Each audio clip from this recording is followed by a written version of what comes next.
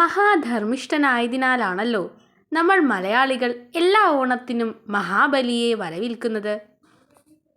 പിന്നെ എന്തിനായിരിക്കും ഭഗവാൻ മഹാവിഷ്ണു തന്നെ തൻ്റെ വാമനാവതാരം സ്വീകരിച്ച് മഹാബലിയെ പാതാളത്തിലേക്ക് ചവിട്ടിത്താഴ്ത്തിയത്?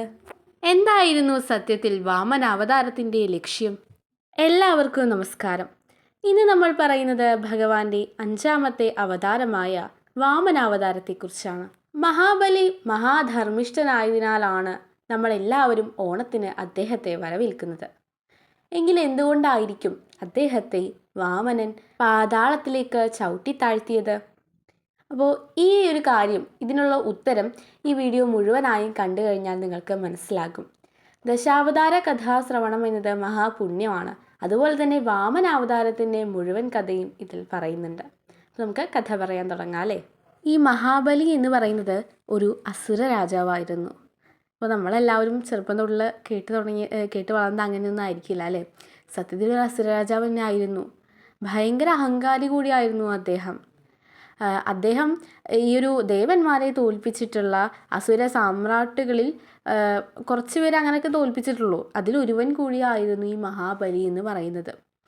അപ്പോൾ മഹാബലിയാണെങ്കിൽ ഈ ഒരു വളരെ മഹാബലിനെ കുറിച്ച് പറയുകയാണെങ്കിൽ പ്രഹ്ലാദൻ, കഴിഞ്ഞ കഥയിൽ ഞാൻ പറഞ്ഞിട്ടുണ്ടായിരുന്നു, നരസിംഹാവതാരത്തിൻ്റെ കഥയിൽ പ്രഹ്ലാദനെ കുറിച്ച് പറഞ്ഞിട്ടുണ്ടായിരുന്നു. ഈ പ്രഹ്ലാദൻ്റെ ചെറുമകൻ കൂടിയാണ് ഈ ഒരു മഹാബലി എന്ന് പറയുന്നത്. പക്ഷേ മുത്തശ്ശൻ്റെ ഭക്തിയോ ധർമ്മിഷ്ഠതയോ ഒന്നും മഹാബലിക്ക് ഉണ്ടായിരുന്നില്ല. അപ്പോൾ ഈ ഒരു കാര്യങ്ങൾ കൊണ്ട് തന്നെ ദേവന്മാരെയൊക്കെ തോൽപ്പിക്കുക, അങ്ങനെ ഓരോ കാര്യങ്ങൾ കൊണ്ട് തന്നെ ഒരിക്കൽ ദേവേന്ദ്രൻ അദ്ദേഹത്തെ യുദ്ധം ചെയ്തിട്ടുണ്ട്. യുദ്ധത്തിൻ്റെ ഒടുവിൽ മഹാബലി മരിക്കുകയും ചെയ്തു. പക്ഷേ എന്താ കാര്യം? മഹാബലിയുടെ ഗുരു ശുക്രാചാര്യർ മൃതസഞ്ജീവിനി മന്ത്രം കൊണ്ട് വീണ്ടും മഹാബലിയെ പുനർജനിപ്പിച്ചു. അപ്പോൾ വീണ്ടും അതീവ ശക്തിയോടുകൂടി മഹാബലി ഉയർത്തെഴുന്നേൽക്കുകയാണ്. അങ്ങനെ ഇനിയും ശക്തിക്കായിട്ട് പോയി തപസ് ചെയ്യുകയാണ്, കുറേ ശക്തി നേടുകയാണ്. പിന്നെ അശ്വമേധന യാഗം നടത്തുകയാണ്. അപ്പോൾ 100 അശ്വമേധന യാഗം നടത്തിയ ആളാണ് ഈ മഹാബലി. അതിൻ്റെ പുണ്യം കിട്ടുകയാണ്. അങ്ങനെ ഇതെല്ലാം ശക്തി കൊണ്ട് വീണ്ടും ദേവലോകത്തേക്ക് മഹാബലി പോവാട്ടോ.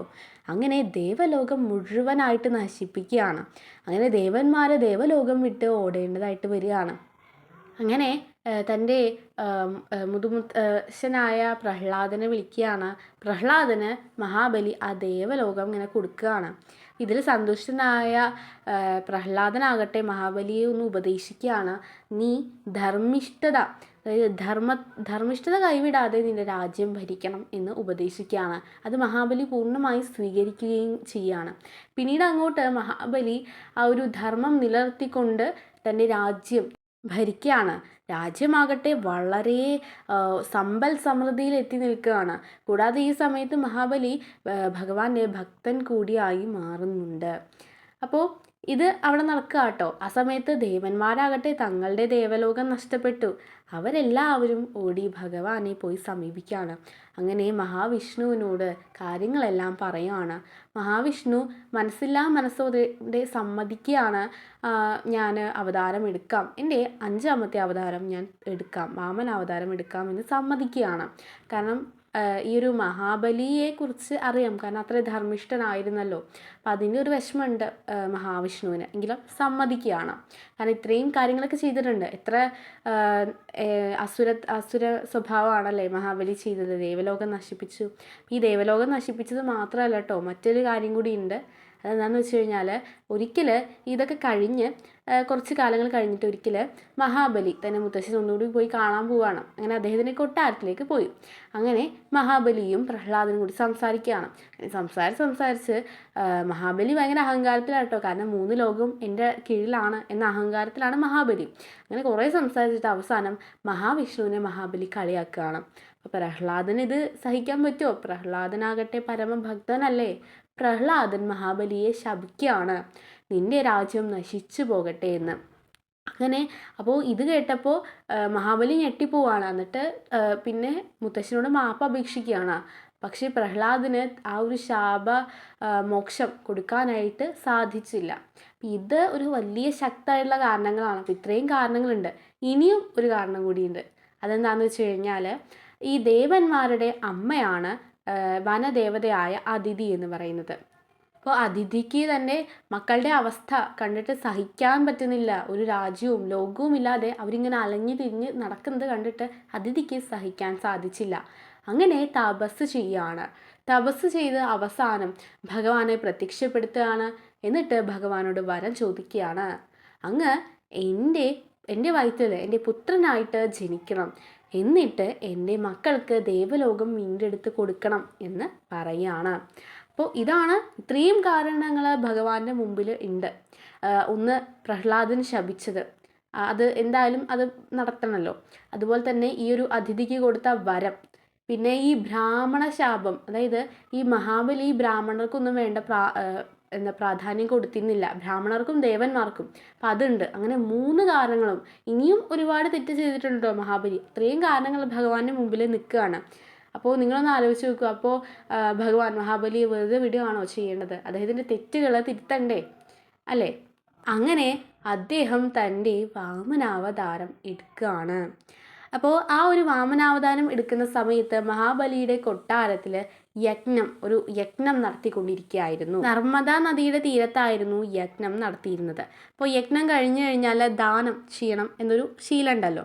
അപ്പോൾ അങ്ങനെ ബ്രാഹ്മണർക്കൊക്കെ ദാനം ചെയ്യുക കേട്ടോ മഹാബലി. അങ്ങനെ അവർക്ക് ഓരോ സാധനങ്ങളൊക്കെ കൊടുക്കുകയാണ്. അവിടെ നമ്മുടെ വാമനൻ, അതായത് ഭഗവാൻ വരികയാണ് ഒരു ബ്രാഹ്മണക്കുട്ടിയുടെ വേഷത്തിൽ, ചെറിയൊരു ബ്രാഹ്മണക്കുട്ടി കേട്ടോ. അപ്പോൾ ഇങ്ങനെ വരികയാണ്. എന്നിട്ട് ഈ ഒരു ബ്രാഹ്മണരുടെ കൂട്ടത്തിൽ നിൽക്കുകയാണ്. അപ്പോൾ ഇങ്ങനെ വരിക്ക് നിൽക്കുക കേട്ടോ. അപ്പോൾ ഇത് കണ്ടപ്പോൾ ശുക്രാചാര്യർ ശ്രദ്ധിക്കുന്നുണ്ട്. അപ്പോൾ അദ്ദേഹം ഇത് കണ്ടപ്പോൾ അദ്ദേഹത്തിനൊരു സംശയം. കാരണം നല്ല തേജസ്വിയായ മുഖം, വളരെ സൗന്ദര്യവും ആ ഒരു തേജസ്സും എല്ലാം ഉണ്ട്. അപ്പോൾ ശുക്രാചാര്യർക്കൊരു സംശയം, ഇത് ഒരു സാധാരണ ബ്രാഹ്മണക്കുട്ടിയാണോ എന്നൊരു സംശയം. അങ്ങനെ ശുക്രാചാര്യർ പോയിട്ട് മഹാബലിയോട് പറയാണ്, ഈ കുട്ടി ചോദിച്ചു കഴിഞ്ഞാൽ ചോദിച്ചത് ദാനം കൊടുക്കരുത് എന്ന് പറയാണ്. അപ്പം എന്താണെന്ന് ശരിക്കും കേട്ടത് കൊടുക്കാൻ പാടുള്ളൂ എന്നൊക്കെ പറയാം കേട്ടോ. മഹാബലി ശരിയെന്ന് പറഞ്ഞിട്ട് ദാനങ്ങൾ ഇങ്ങനെ കൊടുക്കുകയാണ്. അങ്ങനെ ഈ ഒരു വാമനൻ്റെ അവസരത്തി അങ്ങനെ വാമനനോട് ഇങ്ങനെ ചോദിക്കുകയാണ്, 3 ലോകവും കീഴിലായി ഞാൻ. അപ്പം അത്ര അഹങ്കാരത്തോട് കൂടിയിട്ടാട്ടോ ഭഗവാനോടാണ് ഈ ചോദിക്കുന്നത്. അതായത് ഈ 3 ലോകത്തിൻ്റെയും സൃഷ്ടാവായ ഭഗവാനോട് പറയാണ്, 3 ലോകത്തിൻ്റെയും അധിപതിയായ ഞാൻ എന്ന് മഹാബലി പറയാണ്. അവിടെയും നമുക്ക് അഹങ്കാരം കാണാം. അപ്പം 3 ലോകത്തിൻ്റെയും അധിപതിയായ ഞാൻ എന്താണ് നിനക്ക് നൽകേണ്ടത് എന്ന് ചോദിക്കുകയാണ്. അപ്പോൾ ഇത് കേട്ടിട്ട് ആ ഒരു ബാലൻ വിനീതനായിട്ട് പറയാണ്, എനിക്ക് 3 അടി സ്ഥലം മതി എന്ന് പറയാണ്. എനിക്ക് അതിനു മുമ്പ് കുറച്ച് കാര്യങ്ങൾ പറയുന്നുണ്ട് കേട്ടോ. ഈ ഒരു ലോകത്തിൽ ഞാൻ ഒരു പരിത്യാഗിയാണ്, ഞാൻ ധ്യാനങ്ങളൊക്കെ ചെയ്യുന്ന ഒരാളാണ്. എനിക്ക് ഈ ലോകത്തൊരു സ്ഥലവും ആവശ്യമില്ല. പക്ഷേ ഇപ്പോൾ എനിക്ക് തപസ് ചെയ്യാൻ ഒരു 3 അടി സ്ഥലം വേണമെന്ന് ആഗ്രഹമുണ്ട് എന്ന് പറയാണ്. ഇത് മഹാബലി കേട്ടപ്പോൾ മഹാബലി ആശ്ചര്യത്തോട് കൂടിയിട്ട് ഇങ്ങനെ നോക്കുകയാണ് ശുക്രാചാര്യരെ. അങ്ങെന്താ പറഞ്ഞത്, ഈ ഒരു കുട്ടിക്ക് സ്ഥലം ദാനം കൊടുക്കരുതെന്നോ? കുട്ടി ഒരു 3 അടി സ്ഥലമല്ലേ ചോദിച്ചുള്ളൂ, അപ്പം അങ്ങ് വിചാരിച്ച പോലല്ല എന്ന രീതിയിൽ ഇങ്ങനെ നോക്കുകയാണ്. അപ്പോൾ ശുക്രാചാര്യർ പറയുന്നുണ്ട് കൊടുക്കരുതെന്ന് കണ്ണുകൊണ്ട് ആംഗ്യം കാട്ടുന്നുണ്ട്. അപ്പോൾ ഇത് മഹാബലി കണ്ടില്ല എന്ന് നടിക്കുകയാണ്. അങ്ങനെ ശരി, നീ എടുത്തോളൂ, നിനക്ക് ആവശ്യമുള്ള സ്ഥലം നിനക്ക് ആവശ്യമുള്ള രീതിയിൽ അളന്നെടുത്തോളാൻ പറയാണ്. അപ്പോൾ ഇത് കേട്ടിട്ട് വാമനൻ പറയാണ്, അങ്ങനെ പോരാ, എനിക്ക് ഇത് വിധിപ്രകാരം എനിക്ക് പ്രതിജ്ഞ ചെയ്യണം, എനിക്ക് 3 അടി സ്ഥലം തരാമെന്ന് അങ്ങ് പ്രതിജ്ഞ ചെയ്യണമെന്ന് പറയാണ്.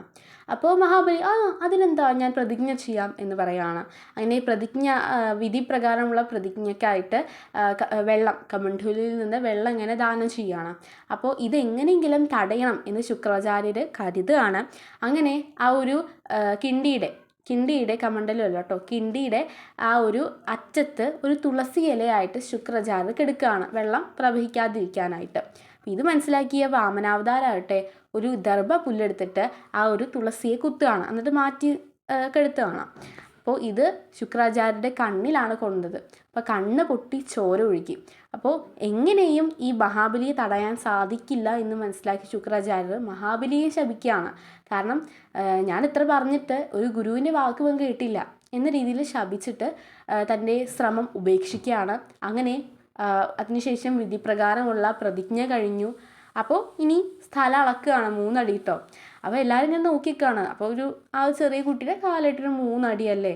പക്ഷേ ഇത് കഴിഞ്ഞോട് കൂടിയിട്ട് ആ കുട്ടി വളർന്ന് ആകാശത്തോളം വളർന്ന് മല പോലെ വളരുകയാണ്.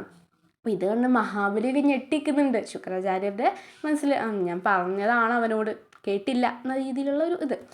അങ്ങനെ മഹാബലി ഇങ്ങനെ ഞെട്ടി ഇങ്ങനെ നോക്കിക്കാട്ടോ. അങ്ങനെ ആകാശം മുട്ടെ വളർന്നു. അങ്ങനെ ഒന്നാമത്തെ കാലും രണ്ടാമത്തെ കാലും വെച്ചപ്പോഴത്തേക്കും 3 ലോകവും കഴിഞ്ഞു. ഈ മൂന്നാമത്തെ കാല് വെക്കാൻ എവിടെയാ സ്ഥലം എന്ന് ചോദിക്കുകയാണ് ആ കുട്ടി. കുട്ടിയല്ലട്ടോ, അത്രയും വലിയ രൂപമാണ്. അപ്പോൾ മഹാബലിക്കെല്ലാം മനസ്സിലായി. തന്നെ അവസാനിപ്പിക്കാനായിട്ടാണ് തൻ്റെ മുത്തച്ഛനായ പ്രഹ്ലാദൻ്റെയും ദേവന്മാരുടെയും എല്ലാവരുടെയും ശാപം ഫലിച്ചു എന്ന് മനസ്സിലായി. മൂന്നാമത്തെ കാല് തൻ്റെ തലയിൽ വെച്ചോളാൻ പറയുകയാണ്. അങ്ങനെ ആ ഒരു വലിയ രൂപമായിരുന്ന വാമനൻ തിരിച്ച് ആ ഒരു ബാലവധുവിൻ്റെ ചെറിയ ബാലൻ്റെ രൂപത്തിലേക്ക് വരികയാണ്. അങ്ങനെ തൻ്റെ പാദമെടുത്ത് ആ ഒരു മഹാബലിയുടെ ശിരസിലേക്ക് വെക്കുകയാണ്. അങ്ങനെ ആ ഒരു വാമനൻ മഹാബലിയെ പാതാളത്തിലേക്ക് ചവിട്ടി താഴ്ത്തുകയാണ്. അപ്പം ഇതിനു മുമ്പ് മഹാബലി വാമനോട് ചോദിക്കുന്നുണ്ട്, തനിക്ക് തൻ്റെ പ്രജകളെ ഭയങ്കര ഇഷ്ടമാണല്ലോ മഹാബലിക്ക്. അപ്പം തനിക്ക് തൻ്റെ പ്രജകളെ കാണാനായിട്ട് വർഷത്തിലൊരിക്കൽ വരണമെന്നുണ്ട്. അങ്ങ് അതൊന്ന് അനുവദിക്കണമെന്ന് പറയുകയാണ്. അപ്പോൾ വാമനൻ ശരി എന്ന് പറഞ്ഞ് ആ ഒരു വരം കൊടുക്കുകയാണ്. അതാണ് നമ്മൾ ഇന്നും ഓണമായിട്ട് ആഘോഷിക്കുന്നത്.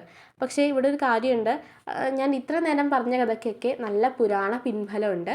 ഈ ഒരു ഓണത്തിൻ്റെ കാര്യത്തിൽ അത്രയ്ക്ക് പുരാണ പിൻബലമൊന്നും ഇല്ല. പക്ഷേ ഇത് വേറെ പല ബുക്കുകളിൽ എഴുതിയിട്ടുണ്ട് കേട്ടോ.